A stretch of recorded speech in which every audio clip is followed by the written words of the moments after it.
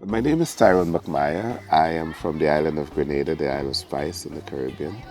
I've been a Seacology field representative for the last 10 years. I have been a conservation activist for about 20 years, and officially I'm a social worker, and I've been involved in community development work for the last 30 years of my life. Well, Grenada is very small, but I think it is one of the best countries in the world. We have a variety of beaches: white sand, black sand, pink sand beaches. The island is mountainous, so we have quite a lot of twists and turns. So driving through Grenada is not for the faint-hearted. We have quite a variety of wildlife. We have a lot of beautiful flowers.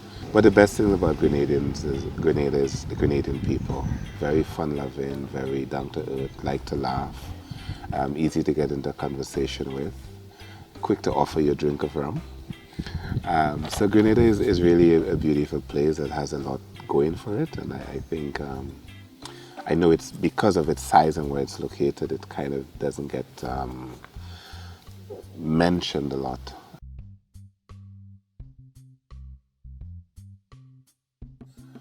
There are quite a few, especially in the area of the wildlife conservation. We have a lot of hunting of wild animals. We have the longest open season for sea turtles in the world. We have a lot of coastal development. When you're a small tropical island, everybody wants a piece of it, and everybody wants to be close to the coastline. So as a result of that, we've lost quite a lot of our mangrove habitats in the last few years. We also have challenges just in terms of people's understanding and appreciation of the fact that natural resources can be finite. So a lot of people believe that because things have always been there, they're always going to be there in the same number, in the same quantity, without understanding that a variety of things that we're doing, both in terms of our consumption and in terms of our building and so on, are in fact impacting natural resources. So those are some of the challenges that we've been grappling with for the last couple of decades. I think we're beginning to make inroads, but sometimes it's very hard to sort of get people to a place where they're willing to have a mindset change because they're so used to things being a certain way. For me, one of the better things about the Seacology grants is that they're very community focused. They encourage the community to be involved in the process from the beginning. Unlike other projects where somebody comes in and say, you all should be doing this. How we've operated in Grenada is the projects that have been brought to Seacology are projects that have come from the community, of community people saying, look, these are concerns that we have where we live. These are things that we're seeing that are changing, that are not changing for the better, and we really want to be able to help to conserve or to stop what's happening. Over the course of my involvement with Seacology, in the 10 years that I've been a field rep, we've had 5 projects in Grenada. And I like all of them, not just because I recommended them or found them, but the fact that they've sort of been spread across the spectrum of conservation issues. So we've done projects that have to do with mangrove conservation. We've had projects that have to do with the conservation of sea turtles. We've had projects that have to do with conservation of wildlife in the main forest reserve on the island. So there's been a variety, and I feel that in each case, the Seacology project has brought enough focus to the project that people know more about these areas, they know more about these resources, and I think we're better off for it. The current project that we have is very interesting because it's based on the sister island of Carriacou. So Grenada is made up of 3 islands: Grenada, Carriacou, and Petit Martinique. So Carriacou is a medium-sized sister.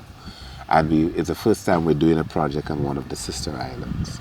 And this project involves working with a group of local women to recycle